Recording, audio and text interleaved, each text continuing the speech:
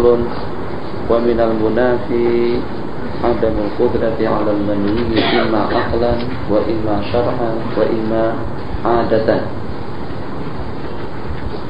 Kita dengan syarat yang keempat.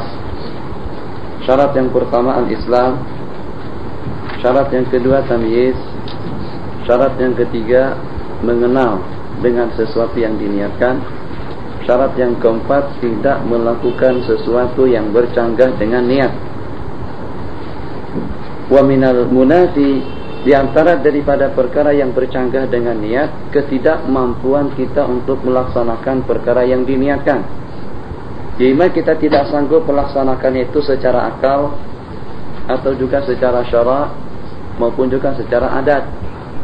Yang secara akal, faminal awwali nawa bi wudu'i ay yusalliya salatan wa an la yusalliha lam yasihha li tanaqudih.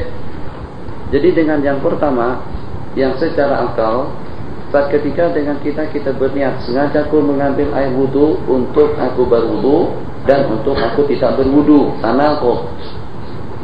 Rasanya yang semacam itu mungkin dengan seseorang yang tidak waras, iya atau tidak. Nah, macam mana? Mau kawin atau tidak? Tak, ya mau. Jadi macam mana satu yang betul? Apakah dengan kita akan kawin atau tidak? Mau atau tidak? Iya mau. Dan sekaligus juga tidak. Jadi kita kata macam mana penafsirannya? Kamu laki-laki atau perempuan? Saya laki-laki dan juga sekaligus perempuan. Itu tidak ada istilah yang semacam itu. Satu, ini tanaqud aqlan. Bitanaqudihi aqlan wa imma syar'an nawa bihi sholata fi makanin najis. Seperti dengan seseorang yang mengambil air wudu untuk melaksanakan sembahyang di tempat yang najis. Niatkan sembahyang, oke. Tapi untuk melaksanakannya di tempat yang kotor itu tanaqud secara syar'an. Hukum tidak membolehkan kita sembahyang di tempat yang kotor. Hukumnya yang bagi Allah yang sah secara aklan. Yang pertama secara aklan, yang kedua syar'an, yang ketiga adat. Nawabi salatal id wa huwa fi awwalis sanah.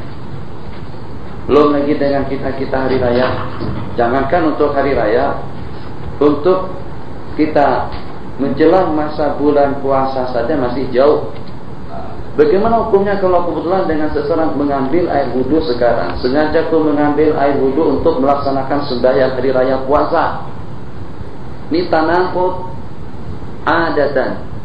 Apakah mungkin dengan seseorang berwudu hari ini untuk digunakan buat sembahyang hari raya sedangkan kita masih di bulan Rajab, bahkan masih di bulan Dzulhijjah, masih di bulan Jumadil Tsani?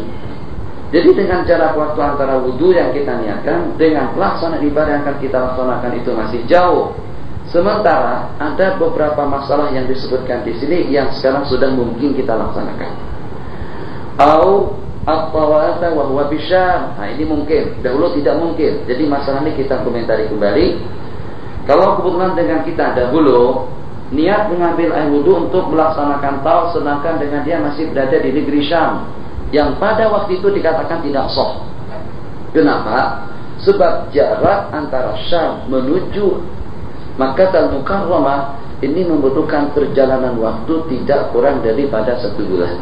Sementara sekarang sah kita mengambil air wudu di Malaysia untuk kita melaksanakan tawaf pada hari itu, tidak ada masalah.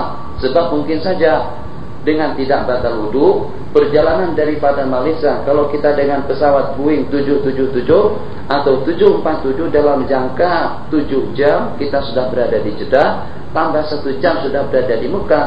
Dalam jangka waktu tidak lebih daripada 8 jam, wudu yang kita lakukan di Malaysia tadi itu sudah boleh kita gunakan di Mekah. Ini sekarang. Jadi sekarang kalau dengan seseorang berwudu di awal hari, berwudu di mana saja, untuk dia melaksanakan ibadah di tempat lain, yang walaupun dengan jarak perjalanannya tidak kurang daripada 10.000 kilometer, dia tempuh dengan komfort hanya dalam jangka 4 jam saja dia sudah sampai ke tempat yang berkenaan. Qala Babizani Fi sihhati khilafun hakahu fil awwalir ruyani wa fi tsani ba'dul musannifin.